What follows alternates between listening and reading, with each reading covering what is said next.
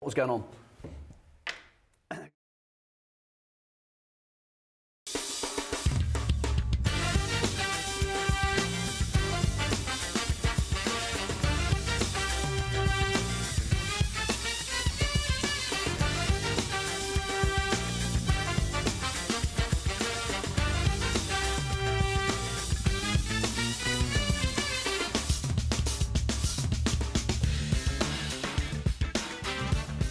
And a very good evening, everyone. Welcome into your box seat. It is Derby week. Of course, we're brought to you in association with Sweetloo Standing at Woodlands. It's always a great time of year, the week that the Derby's held at Addington Raceway. So many great champions. Michael, as I say, a very good evening to you. Evening, Greg. A big hi to everybody. Hope Wednesday went well and the week's gone well. I must admit, Greg, after doing this for this long, it's still a nice buzz when the fields come out on the Tuesday and you're refreshing and they come up on the computer and you're like, oh, wow, it's a good race. And, oh, wow, here we go. And then you get to the Easter Cup, the Brecon Farms All-Stars Easter Cup, and you go, this might be close to the race of the year. Now, the New Zealand Cup was obviously the New Zealand Cup, and it had Tiger Tara, Cruz Bromack and Dream About Me. But in some ways, there's almost a little bit more excitement about this race because you're not sure who the best of these three very good horses are. And then there's a whole bunch of horses coming into the race like Henry Hubert who are on the up. So, Greg, this is, I would say, outside Cup Day, the best meeting we've had,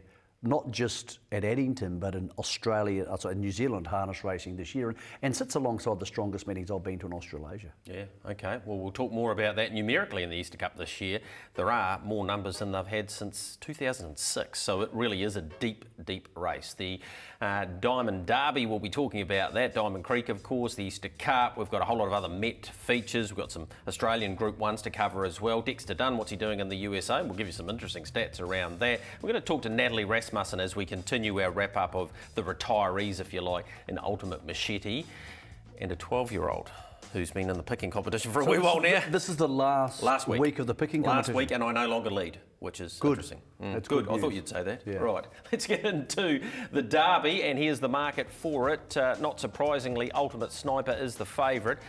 Drawing the front row with a couple of ballots drawn inside him means he shuffled in. He got out to about $1.85. He's now $1.38.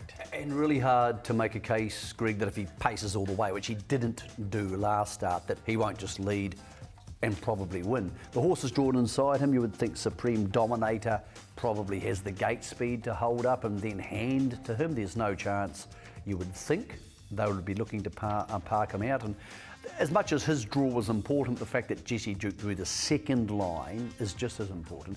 Incredibly hard to make a case to back Jesse Duke, even though he's racing so well, Greg, because he's probably going to have to come from well behind the favourite to win. So we have Natalie coming up later in the show. We'll ask her just what's happened since that last start gallop. But that gallop won't show you, Greg, what we're about to see here, which is the Flying Stakes. But I thought Jesse Duke was good, but I would have thought if Ultimate Machete had, Ultimate Sniper, I did it again, if Ultimate Sniper had behaved himself, he would have won this more convincingly. Yeah, I think so. You can see right here he looked home and well and truly home, but running at him late, Chilla Bay, cruel by a second row draw as well, as is Dad and Dave.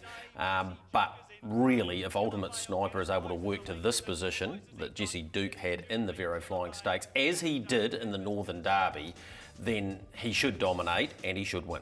And I think the difference from the Northern Derby is, in that race, Josh Dickey burnt out inside him because he wanted to trail him, so he had every right to do so.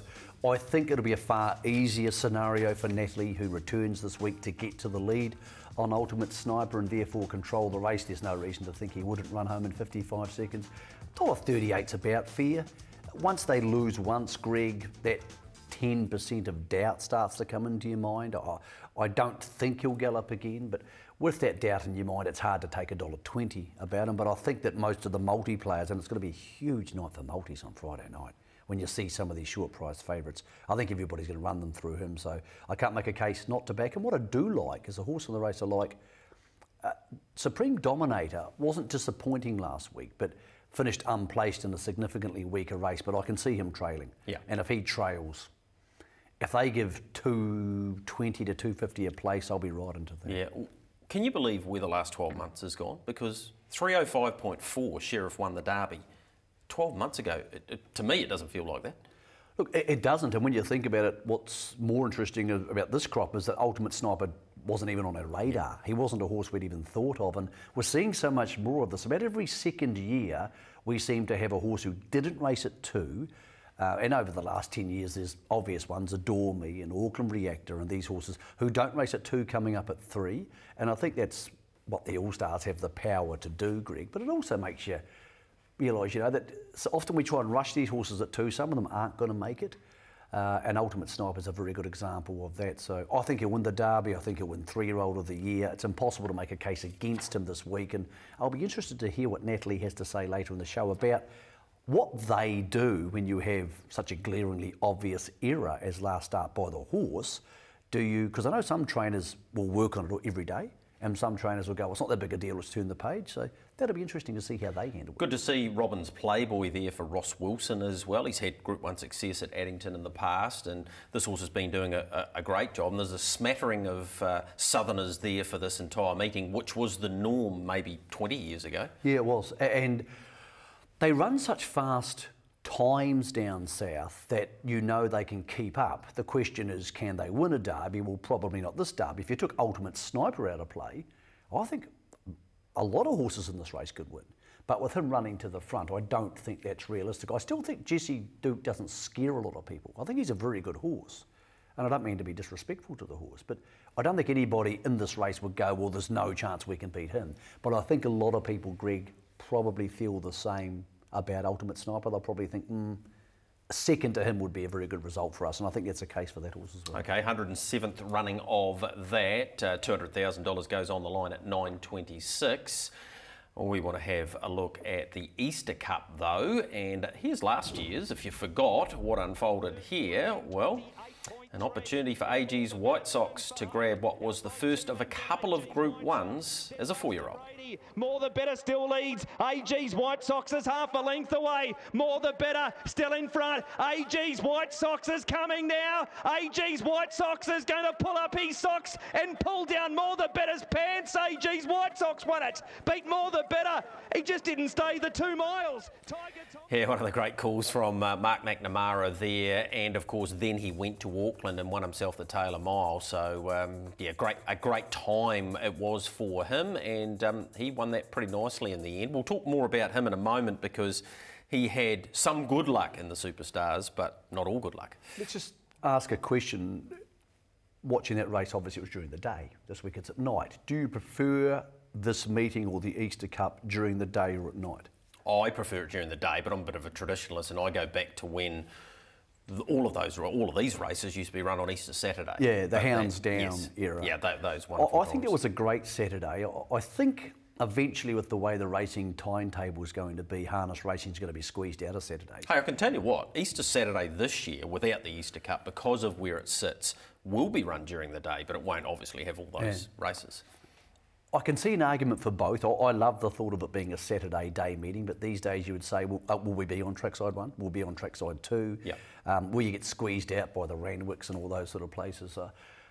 I do like it during the day, but I think, to be perfectly honest, heading forward, Friday night's by far our strongest time for harness racing. I think this meeting sits where it deserves to sit. AG's White Sox obviously punctured tyre last week, which probably negated his chances.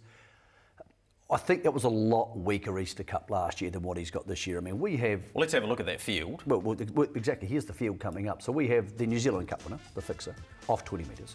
We have the Auckland Cup winner, Turn It Up, off 10 metres. And the last start Miracle Mile winner, Spankham, off 20, with Tim Williams to do the driving. So that's the big 3. Jack's Legend ran second to Lazarus in the New Zealand Cup under these conditions. He's off 10. And AG's White Sox, as you saw, won the Easter Cup last year. Then Henry Hubert, who's flying, good horses like Hale Christian and Alta Maestro, who have been in superb form recently. Gee, it's a good field, Greg. And I tell you what, it's a field which has a little bit of confusion about it, because I don't know what to make of Turn It Up. We know how good he is, but he's only had the 1 trial back. We know how good the fixer is, but I'm not sure the best version of the fixer is when he's racing off the speed. I think the best version of him is racing close to the speed. And then Spankham is the last up Miracle Mile winner. He's $1 million earner. Exactly, it's incredible. And that sort of snuck up on us. But I don't know where I place him as a 2-mile standing start horse off 20 metres.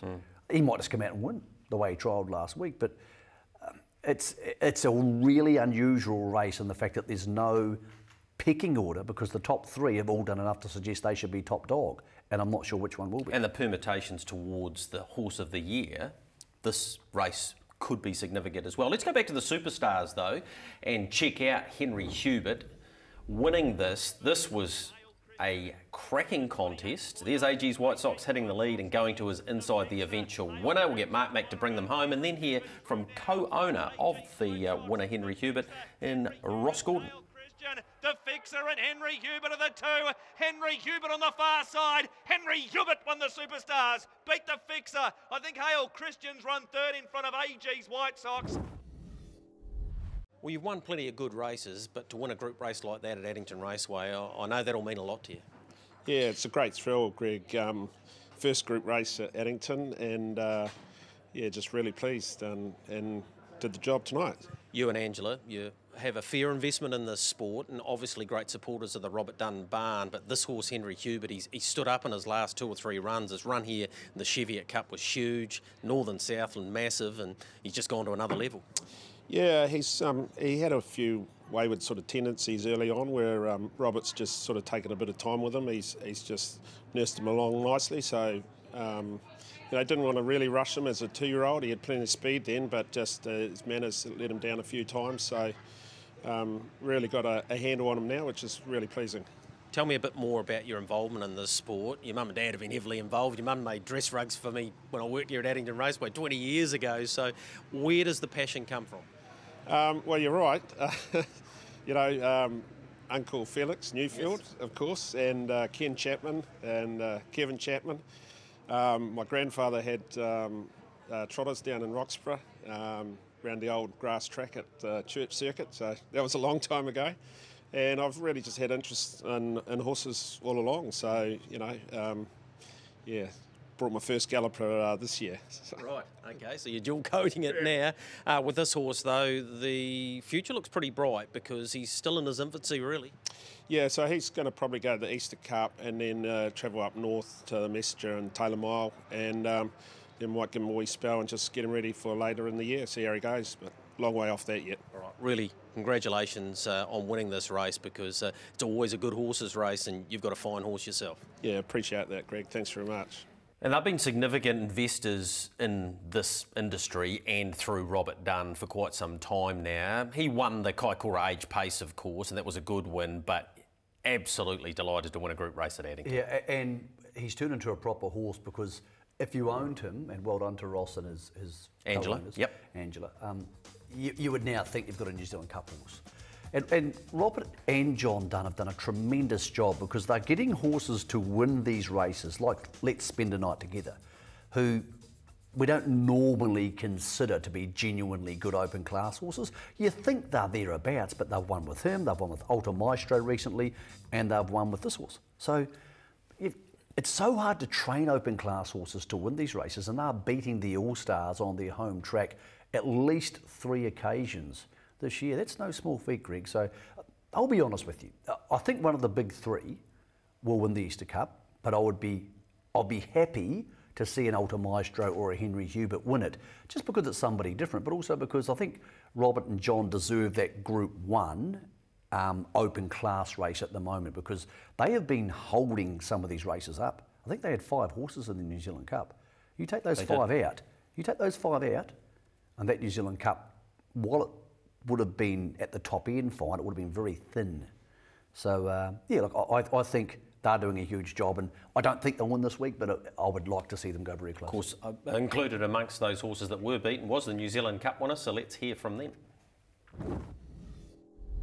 Well, that was just an awesome performance. It was, Greg. I was delighted with him. He sort of needed the run, but and got left out for a good while, so he was really game in defeat.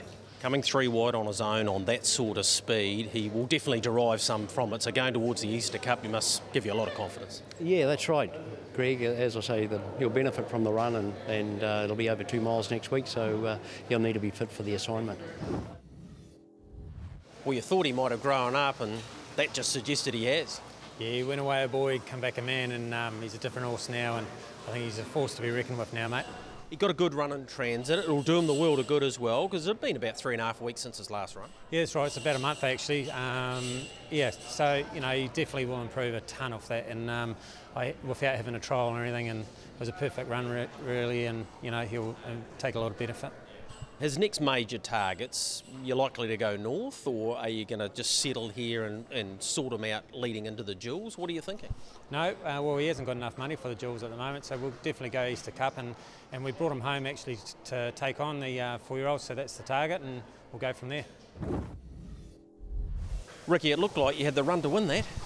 Yeah, I thought the way he went last week, you know, he would go pretty close. We did do a lot of work early, and he was sort of chasing them, whether that took it out of him. But yeah, he sort of got a flat tyre at the quarter peg too, which probably never helped him either. So yeah, I don't know. A good run, but not probably what you were hoping for. No, I knew I had Henry Herbert on my back and thought he'd probably be the hardest to beat, but still, you know, still have him a chance. He did, but you have to take into account that Henry Herbert's banged his wheel and given him a flat tyre. So yeah, that's it wouldn't have helped. I think the fixer was really good. I don't think 3 wide and then 4 wide. I thought he was outstanding. His go. So I don't know. Okay, so who are you going for? Have you got one? I don't know. I think I'll bet market according. I may not even bet. I might just watch it and enjoy it. But I do think one of the big 3 will probably win because they've won such big races. That trial of Spankham's last week when he came from behind, turned it up to beat him was awesome. 56-1. Now, I know Turn It Up's a really good horse, but gee, it's hard to make a case he's going to win an Easter Cup fresh up for 3 months. I'm not saying he won't. Only one trial. Even if you had 6 trials, yeah. I still wouldn't. It's an incredibly rare thing to try and achieve. Yeah. I think I'll wait to see how the market comes out. I think the fixer would win if he gets in front of the other 2. But the other thing too is mentioning those 2 done horses and just the configuration of the race. It may not just be a case that these horses are going to roll to the front. You know, you may not have the fixer, he'll just get round and lead. He might not even get into a position where he can lead from a 20-metre handicap. It's a great race, and well done to Addington. They've found the right home for this race, and I think it's going to be super. If I had to pick one right now off the top of my head, maybe the fixer. What about you? Yeah, I'm going to go with him, I think. Oh, well, that's him. Well, his performance. That's him stuffed. Let's have a look at that trial, which involved 4 of the 4-year-olds, and what an outstanding trial it was. So these he beat Spankham, beat Turn It Up, Ashley Locas, there's Spankham in the 1-1, and Chase Auckland. They've all got some pretty big targets. A couple of them will go to Rangiora, of course, for the Classic the following Sunday. But he was superb here, Michael. Spankham? Yeah. Oh, lets him down he the just picks them up. outside. Maybe we're not getting our heads around this quickly enough. Maybe, you know, the way he won the Miracle Mile, he's just gone to the next level and he's in the zone. But we don't know that because Turn It Up has basically done everything you could possibly ask him to do. It's really tempting to go back to the spring and say, well, in the spring this was here and this was here, so they're this. But horses change so much with that hard racing. Spoke to Tim Williams about it, and you know, he's obviously got the drive on Spankham. He's thrilled. And he did say some horses go to Australia and the hard racing changes them, and he believes Spankham's changed because of it, so that'll give him some confidence to drive the horse like it has. But again, he hasn't raced for 6 weeks or 5 weeks, so there's a few question marks about a lot of horses and about where they're going to step and where they're going to end up in the run, and I think it's a really intriguing race. It does raise the question, in Victoria they have got rid of standing starts for paces, and I sort of advocated in the past that I thought it was a good idea. I think we do them often badly, but a well put together standing start 2 miles is a great race because it does have the uncertainty which a mobile race often a bit more predictable. Doesn't have. Yeah. Like, for example, this week, the Derby. I'm glad it's a mobile. It needs to be a mobile. But we pretty much think we know what's going to happen. Whereas in the Easter Cup, we're going to ask Natalie later on, we'll ask Tim, we'll speak to 100 different people, and it's still impossible to work out, which is why probably the New Zealand Cup's still the best race in Australasia. Yeah, definitely. Alta Maestro won the week before. Can we take anything out of this, Michael? Because he got the front dictated and got home in 55 seconds. Is there anything out of this race that potentially could challenge Spankham, the fixer, or Turn It Up? I don't think so per se, but what it's showing us is that if you put him 3 deep or in front, but I don't think in front's going to be ideal for him over 2 miles, or in the trail, you put him in those places where he's not covering extra ground, why can't he run into the finish? Because we know those horses off the handicaps are going to need to work at least early or in the middle stages to get handy. So can I see him winning this week? Probably not, but I can definitely see him running a place. I think both those done horses are good enough, the two major ones, to get into the finish somewhere. But the problem they've got is they're going to need to run past or hold off 3 exceptionally good horses. Okay, will we see the New Zealand Cup winner of 2019 in the Easter Cup, which is with Brecon Farms and the All-Stars, of course? Here's the market for it, Michael. Turn It Up's $5.50 into $4.60 already. Spank him into $6. Defending champion will be the fixer at $6.50, and Tiger Tara also there at $6.50. Crucial factor about the New Zealand Cup this year, and obviously you can't bet into this market, or you can, but you're not going to because you're not crazy, is that the Inter-Dominions are coming up not long after in Auckland, so the likelihood of, for example, Tiger Tara will come, that's a gimme. But Chicago Bull and those sort of horses, if they're back to their best, would they come? Almost certainly this year. You would think so. Well, the dollar's close to parity, so 800 grand New Zealand money is a lot of money. Here's right on cue, Michael. Here's the Inter-Dominion market. So there's that Inter-Dominion market, which looks remarkably similar to the New Zealand Cup market. It does. I think the best of the Australians will come, maybe 3 or 4 or 5 of them.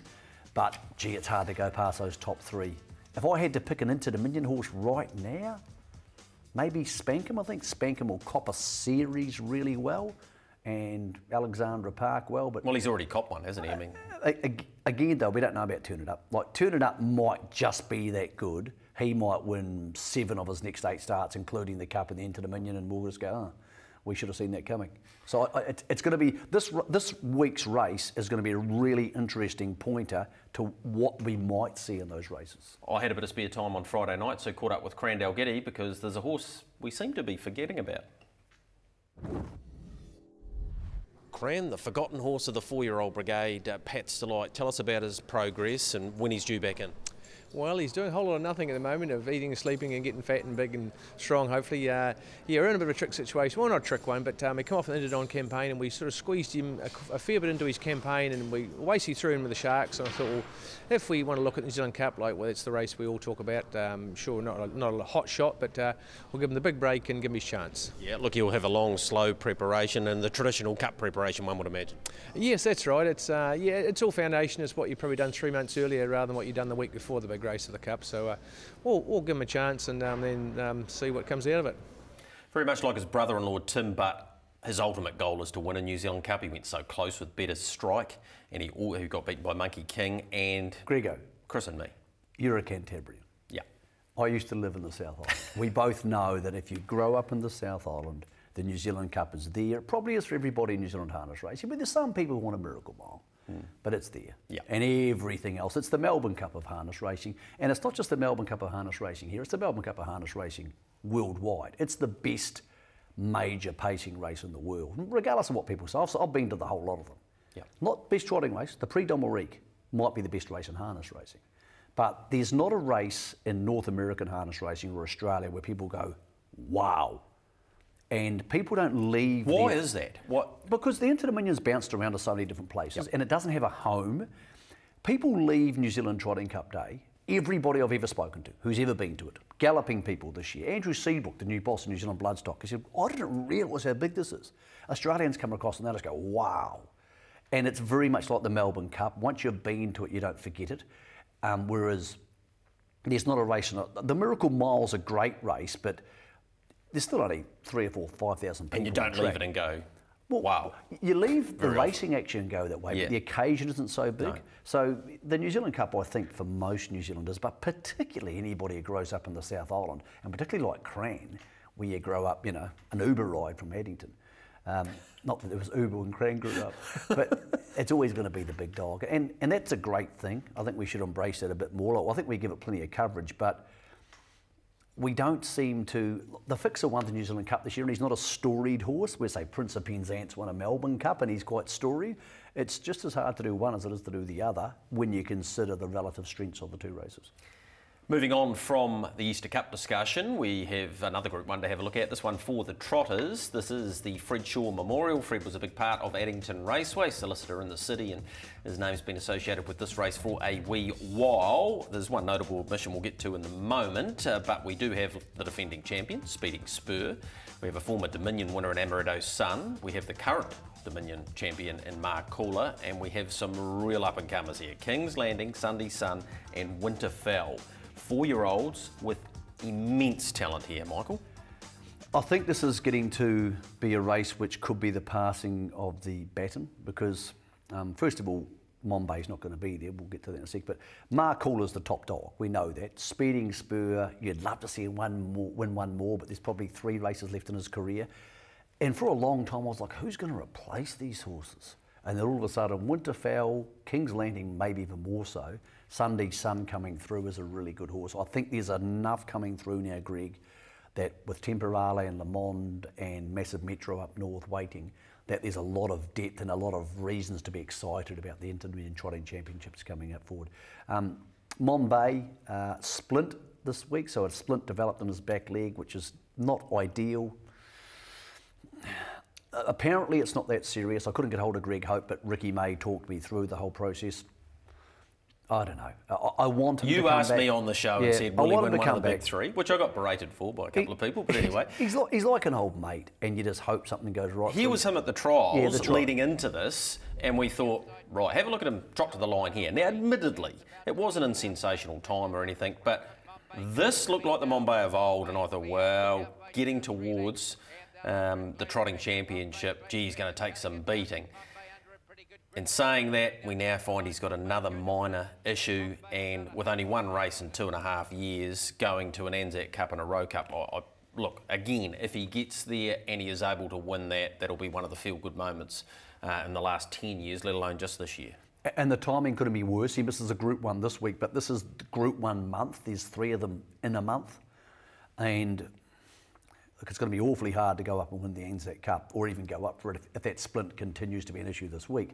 So if you miss those, what do you do? Is it worth bringing him back for a $20,000 race in May? Maybe, but... And then if you miss those, there's nothing over the winter. There's nothing, even in Australia, there's nothing over the winter. So you come back, what, for the Flying Mile? Gee, that's a long time. I really hope he makes it to Auckland. I wanted him to make it this week. Yep. Yeah, we all do. I'm with you. I'm not convinced he'll win another Group 1. I don't think Greg is, and Nina is, and Ben is, and Ricky is. But everybody wants him to. So exactly. What happens next? A little bit like the Easter Cup, there's an element of we're not sure what's going to happen next, and sometimes that's not a bad thing, but in this case it's for the wrong reason. So let's have a look at Sunday Sun. Now, I thought Ronald J would do this, get to the markers and dominate, but this horse has always shown us an enormous amount. He won as a 3-year-old in New Zealand Cup Day. He's always had those gate issues, particularly he gets wide on the track, but in on the markers here, Michael, he was simply sensational. He got home in 57 seconds. I thought Speeding Spur was really good because that was first up since Australia and the Great Southern Star, where he did have a problem, but he beat him up here, Sunday Sun. 2 things out of this race. First of all, Sunday Sun is getting better, and he's very good when he's not under pressure. Like we see him there, the half hopples have come off, which is a big deal. So they're on for confidence, and now they are confident enough to take them off. When he's under pressure, I think because he's still quite mentally mature, he can gallop, Greg. But when he's not under pressure and it becomes a foot race like that did, well, that's how good he can be. And once he gets stronger, especially around the rump, he's got quite a small butt. I can see him developing into a very good open class trotter. Secondly, with Speeding Spur, and we rave on about this sort of stuff, and it's not trying to increase our importance. If you're willing to pay attention to the media or the words that appear on the Harness Racing New Zealand website or sometimes on the show or on Trackside on the night, you have a chance to make money punting because John Dickey told us to tell you on the show last week, Speeding Spur's going back at the start. We're not ready. Same story went on the website, same story went on the New Zealand Herald. And it was $2. And I almost feel, Greg, just like walking up to people on the TAB and grabbing them and shaking them and saying, hey, don't back this, please don't back this. And you can't do that because I think it's illegal to shake people on the TAB. But it was a real chance to bet against him because they said they're going back at the start, they drove him exactly how they said they were, and he had no chance of winning once they did that, but they told everybody that's what they were going to do. From that performance, can he turn it into a winning performance this week? He can this week because I think the best winning chance he has these days is to be on the speed, lead or trail. He doesn't have that change-up speed to go straight past the best horses. Does he still have the speed to go bang at the start? I think he does. Well, he did in the Great Southern Star. I think he has the respect, and I think he also has it. He did it in the New Zealand Trotting Free for All. Yes. So look, let's not forget he has won a Group 1 this season. I think he'll get to the lead, but this is going to be weird saying this. I'm not sure he can hold off King's Landing. If King's Landing sits on his back, a horse who was about C2 3 starts ago. Yeah, so exactly. I'm not sure he could do that. Marcoola, where do we place him in this? Because he's still the best trotter in the country. I'll still be placing him on top, as in my Top first dog? selection. Yep. Okay. Because he does race so what well odds fresh would up. you take? Well, I think with those other big three in it, I'd be surprised if he's below $3. I would be surprised. I reckon I'll open him 220, 230. Do you? I reckon they're That short? The bookies are in love with the horse. Okay. I don't think they should, and I'm not backing with those odds. I'll be happy to take 2.8. So where does King's... where does he fit into Funny that? enough, I reckon King's Landing, they'll open about 3.2. I don't know. The odds might be open by the time you watch this. Yep. So Have a look. Yeah. Have a look, trb.co.nz, have a punt. I think Speeding Spur, they'll be willing to roll the dice on the bookies because last week they just stuffed it up. The $2 was too short. But so what price will he be this week? Maybe then? they didn't watch the show either. Yeah. What price will he be this week then? I want $4.50 to back him this week. Okay. What price they put him up. I think a lot of people also get carried away here, and people do it with opening prices. Yeah. And we look at them, they're set to 130 to 135, whatever. But they're going to tighten in, and the tote's going to play to 117, 118. So I think, Greg, you don't need to be backing horse at the opening price all the time.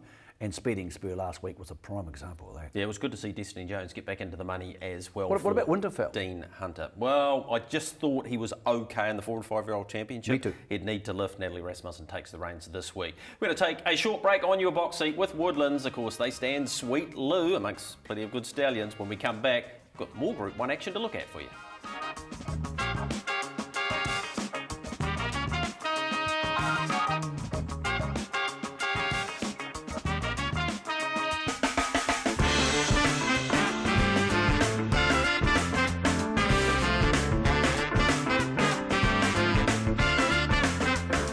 Time for us to have a look at another of the Group 1s. It is the Inkwise New Zealand Trotting Derby, and this has drawn a very good field as well. Numerically, it's great. We've got a horse that's unbeaten, Michael, Enhance Your Calm, and on his most recent performance, that's probably likely to remain. Yes, you are right. He will win, unless something goes wrong. We have had a couple of little speed bumps for the All-Stars and big races this year with Smooth Deal and Ultimate Sniper, but I watched this horse warm up last week. Wow. He just looks like a horse who's got, already he's got an open class motor. So here he is beating about half of the field for this week, and Greg second up for the season, but more or less fresh up because he hadn't raced for a while, home in 57 and change and just jogged it. Yeah, Tricky Rick was good.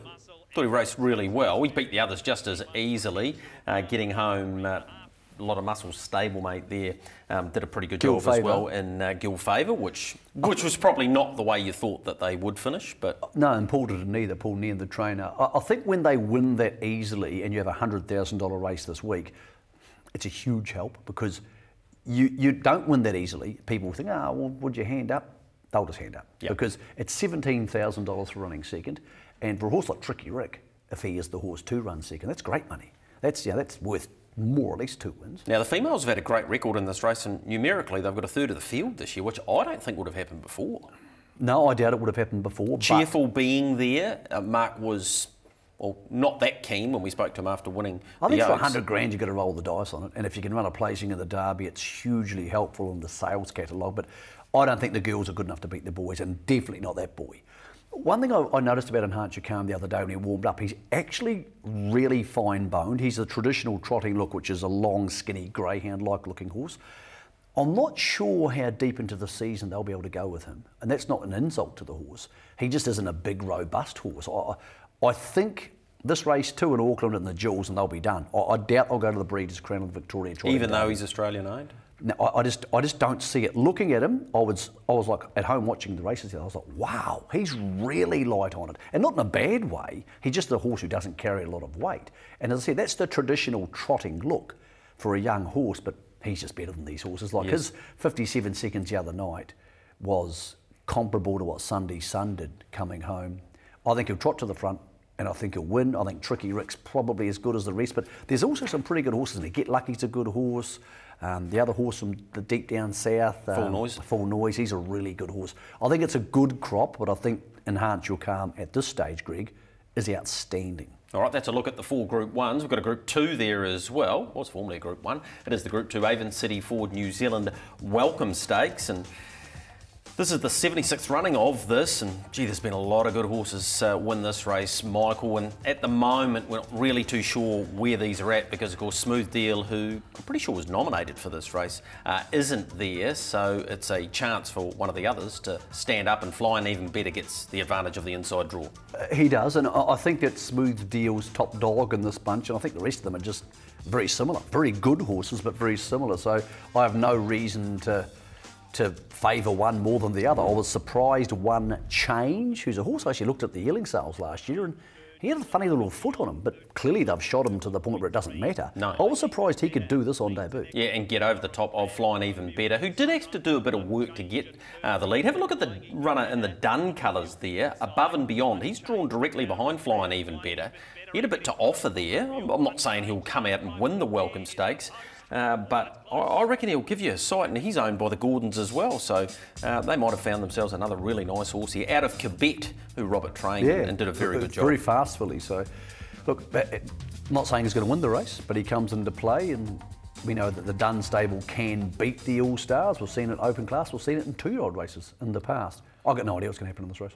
Okay, well, we'll move on from that. Like, Matt Cross and I do you have an idea? will be on course. Look, I do, because I'm going to make Flying Even Better the bet of the week for me, because I think from the inside draw he holds all the cards in that regard. Okay, what odds would you take?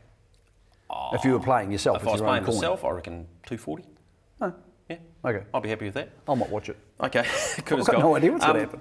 While we're talking about Addington Raceway, on the 12th of this month, there's the Crusaders versus the Highlanders that night. So they're actually having a day meeting. There's Alexandra Park that night as well. On a Friday? That'll start on the 12th, around about lunchtime. There you go. And as I've already mentioned, Easter Saturday is a day meeting as well. They've done something cool this week. Yes, they have. They've announced that for the Jewels, which is on June the 1st. Yes, correct. Good. Gold coin donation to get on track. That's cool. So, and the money goes to St. John's. Yeah. Well, that's pretty cool. Yep, Brian Thompson, the new CEO. Good on you, Brian. This week. Good stuff. Well, excellent. Yeah, it's really important at the moment that harness racing seem to be part of the community, and nowhere more so than in Canterbury and Christchurch at the moment.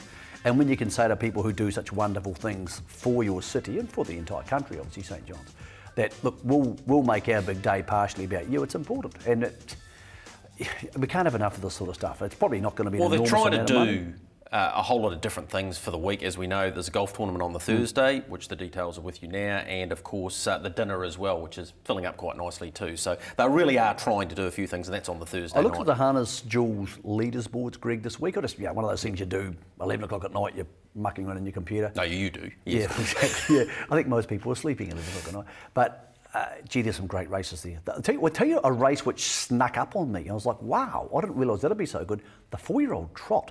Yes. Winterfell, King's Landing, Sunday Sun, and plenty of others. So the Harness Jewels has some really cool elements to it. What I want to see now, markets. It's inside 2 months. We all know the form, and I realise the fact there's Australians who could be invited. I think that we should have any Aussie invite listed at $5 per race. Some of them might turn up, some of them won't. But I think it's time, Greg. I don't think it's right that we have the Vodafone New Zealand Derby for the Gallopers Open 2 months out. And we have a leaders board, so we have something to structure the markets around. Yeah. So I think they should be open, and hard to argue. In the next 2 weeks, or even after this Friday, which is a major lead-up meeting, after that, there's no reason they shouldn't be open. Okay. All right, we'll see if that does unfold. Methven completed their season there at the Mount Harding. And Forgotten Highway, who's in the Easter Cup, that's him in front, Michael. He's already gone round in a New Zealand Cup. He took this out, beating My Wee Man. Now, what this did, we'll throw up some stats for you very shortly, was provide the Canterbury Country Cup's victor, who wasn't in this race, in Air Park Flyer, only just over My Wee Man. They both contested 5 races through the series, and the winner gets a $6,000 bonus and a dress rug, I think, from memory. DiCaprio only started in 3 races and accumulated 41 points. Where my wee man got so close by finishing second was it was double points the last race. And there's still one race remaining in both the North Island section and the Southland section. So there's still a bit to go there, but it's a good concept and it's been well put together in all of those 3 regions, and it gives those types of horses something to really set themselves It's a great series, and it's a real strength of New Zealand racing, is the fact that if you live in Waimate or you live in Westport, you have your own cup. I don't know why. It's a weird thing about humans, but a cup means more than the same valued race which isn't a cup. You know, if you give someone the Westport Cup, they drink out of it and they party and they're thrilled, and yet they could win the race on the second day, which that doesn't seem to matter as much. It's like I've actually done that in Westport. Exactly, like the Kamara Gold Nuggets. Just that name, it means something to people, and I think that Country Cups is something we've got 100% right in harness racing in this country, because we don't have the same circuit of Country Cups for the gallops. No.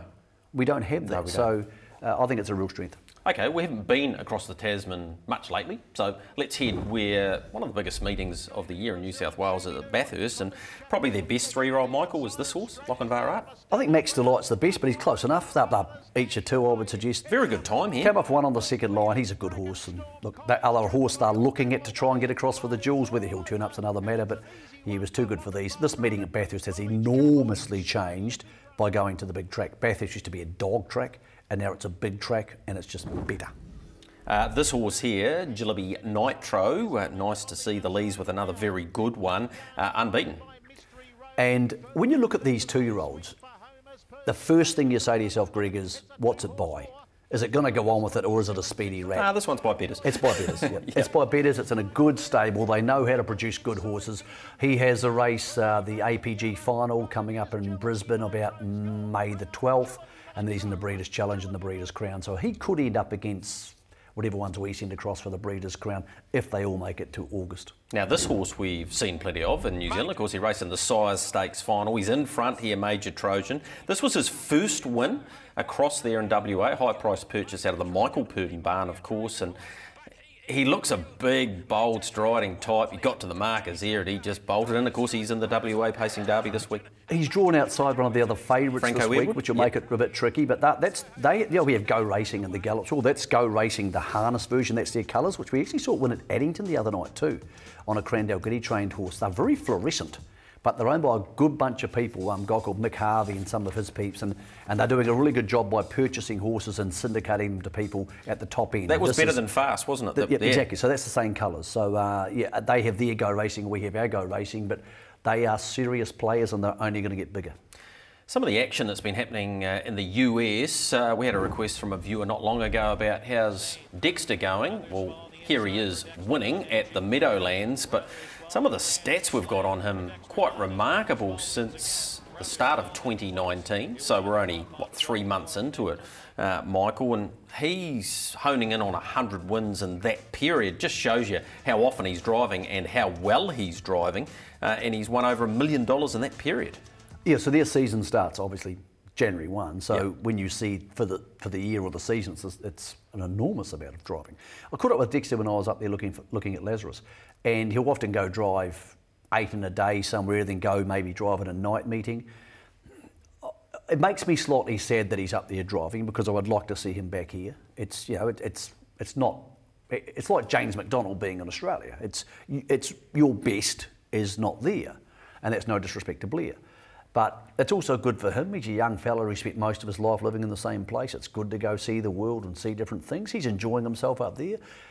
He regularly now goes to the Meadowlands and is able to drive 2 or 3 winners a night with the right sort of horses. That's huge. It's going to be awfully hard to get him back, because he's making a lot of money. Well, the other side is agreed. But unless he comes back and drives for the All-Stars, he's only, while they're at the top, and they might only be at the top for another year. Who knows how long they'll stay at the top. But unless he's driving for them, Greg, he's only ever driving horses who are going to be running placings or occasionally win a group race. He isn't going to be driving, if he came back to New Zealand tomorrow, he wouldn't drive the favourite in a group race the rest of the season, I wouldn't think.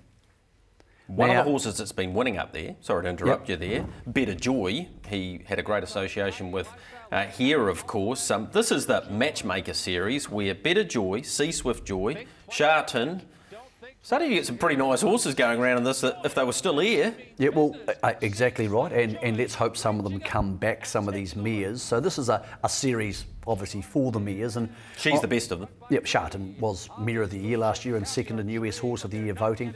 Also, some of the boys doing a good job up there too. Pacing Major had a win at huge odds up there also.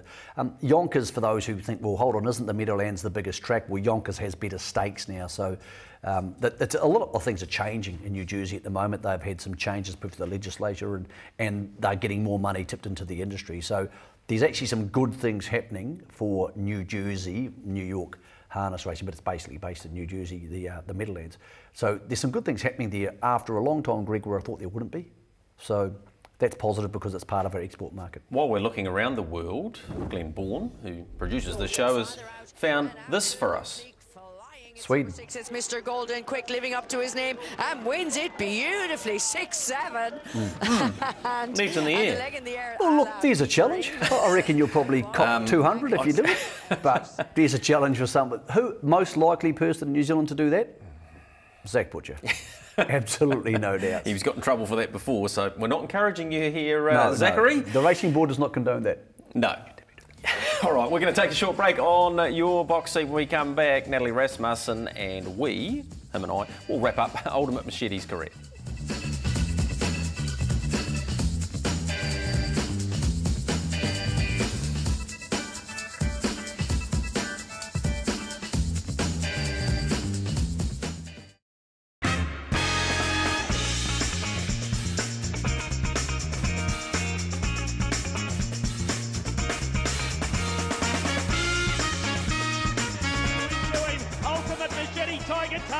Jack's Legend driving the inside. Ultimate Machete won the free-for-all.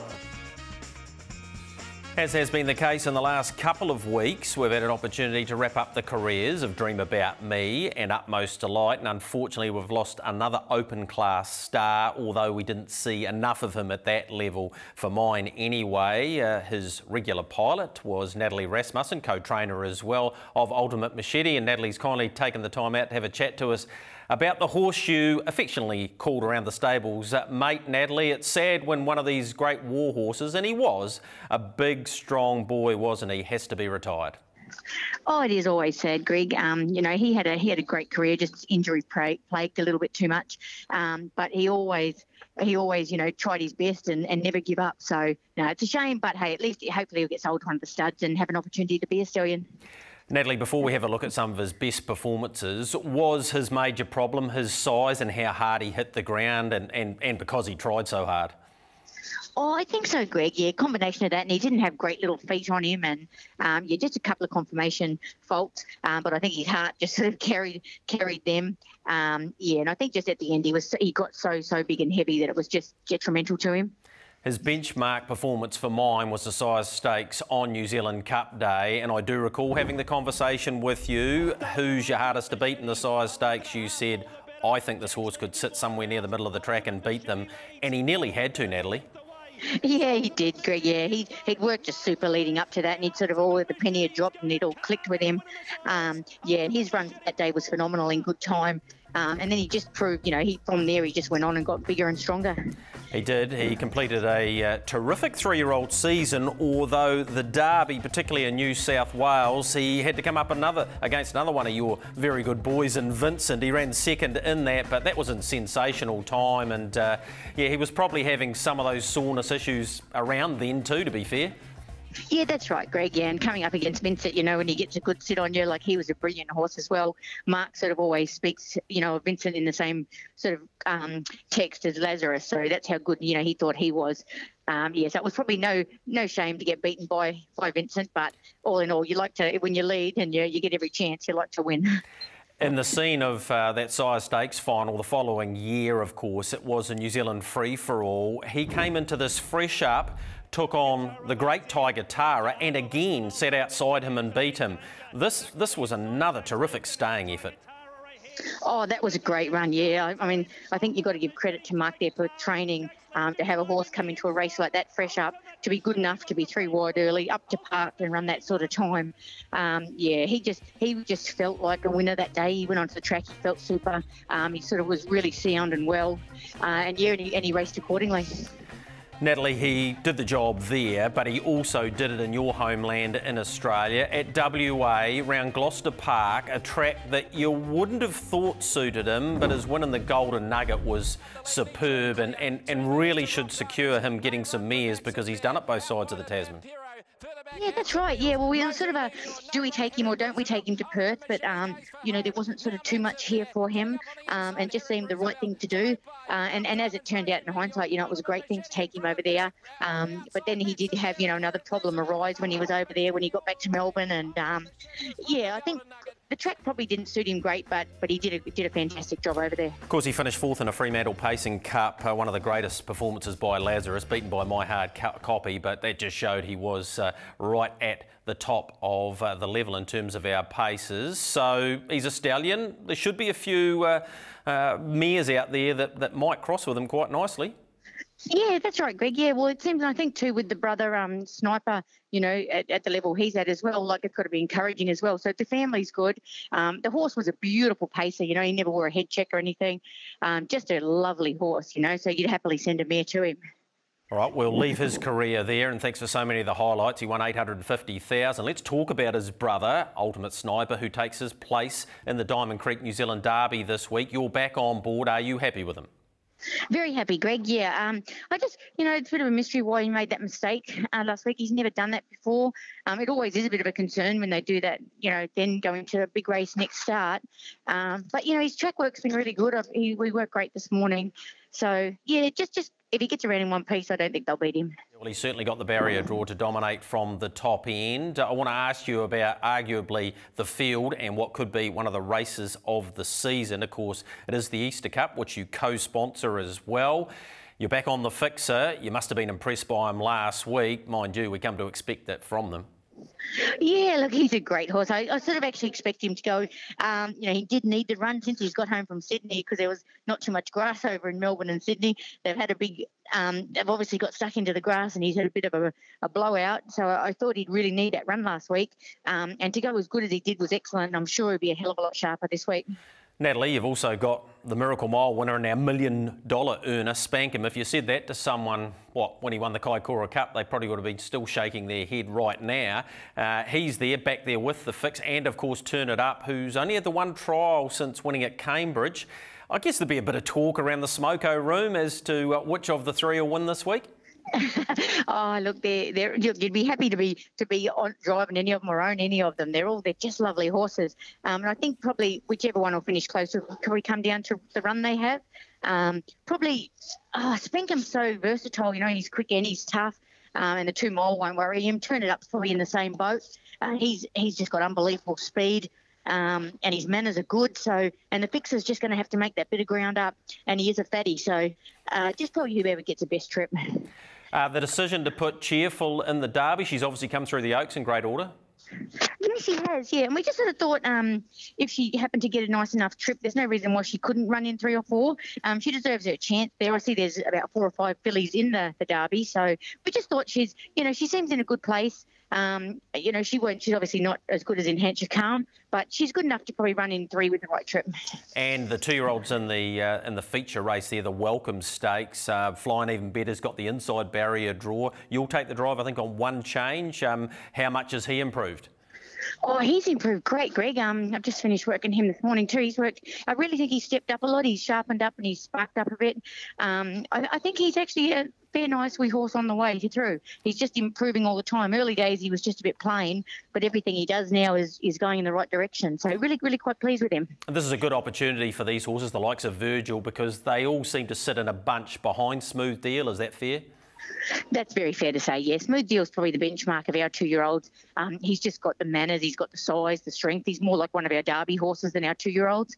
So, yeah, he is the benchmark. Hey, the trotters this week in the Trotting Championship, you've got Winterfell and King's Landing.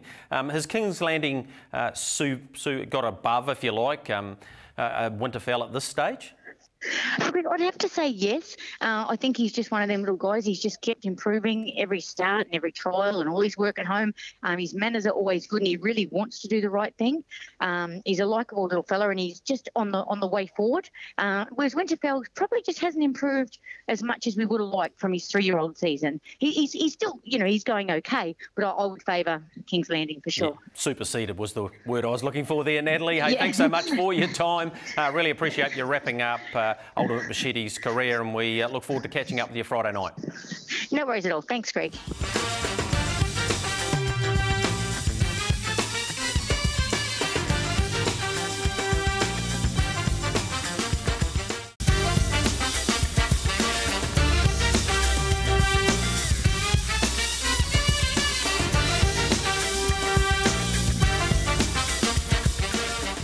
So what's ahead for you in harness racing here in New Zealand this week? A $25,000 pick 6 at Forbury, which has some dead money in there, about $9,500, $5.19 the start, 10 races there. Addington Raceway, an enormous night, 4 Group 1s and a Group 2, $25,000 in the Fast Track Insurance pick 6, and we kick things off at 5:27. We also have Alexandra Park alongside, 9 races there, very good stakes as you well know. 6:07 the start time there on the meeting code of 5. Invercargill, we have a ladyship final for $20,000 there, 2 minutes past 3 the start time of that, and 7 past 12 to kick things off, and a Hara de Trotteurs Sire Stakes 2-year-old trotters prelude as part of their day at Rangiora, and a $5,000 bonus early quaddie there too. And the Manawatu will be on Tuesday, 10 races there. 2:13 the start time for that. What about the Woodlands runners for this week? And they have, of course, the Fixer, Jesse Duke, and Louis the Horse takes its place in race number 7 at Alexandra Park. Not a bad bunch. What about the bets of the week? So this is the last week. So this is our last one, Greg. And this has been a disaster. It has been. Compared to last time round. Who came up with this idea? I'm not sure what's gone wrong. But anyway, most importantly, Linda, well done to you, our guest selector. We have 2. Linda got a couple of winners, including Kayla Marie recently. She's right on the heels of the leaders. She's a chance to win this. Most importantly, if she beats me, I've promised I'll mow her lawn, and I hope she doesn't live on a farm. So we had a photo of that. She's got a rather large lawn, remember? I know. She did say you could use the ride. Where does Linda live? Do we know? Is it Christchurch? Tekapo or somewhere. It's down south. Yeah, you got a wee way to go. That's cool. I could go visit some new people. All right, here's the bets this week, and the most significant part to this will be the 12-year-old, Cameron Shaw. And Hanshaw Kami's gone for. You know what? He's trying to consolidate his position, lead. Greg. Yes, he is. Somebody texted me this morning and said, how much do I need to beat you? And I said about 500, so he's gone for Puma Road. Good luck to him. And so, Cassius Bromac's an interesting one. Really good trialist in at Addington, so it'd be interesting to see how he goes. And the Whale's gone for King's Landing to beat the older boys. So make of that what you will. It's been not a great run so far. The first 10-week segment went better than the second 10-week segment, but good luck to Linda, and if you're having a play on those ones, good luck to everybody. Of course, Cassius Bromac's in the Welcome Stakes, nice to have the Southerners there as part of Been really good that. at the trials. And was 3rd in the kindergarten, so it's a pretty smart horse. Okay, if you want to contact us, you can do so. The details are there on the bottom of your page. I know you're going to enjoy Derby night. It'll be great fun. It's going to be fantastic. It's one of the great races of the year, but it also means so much this week to heading forward for the trotters, for the Easter Cup horses, and also ultimately for the Horse of the Year voting. Hope everybody at home has a great time. All right, we'll wrap that all up next week on the Box Seat. That's been your show for this week. Hope you've enjoyed it. We'll see you in 7 days.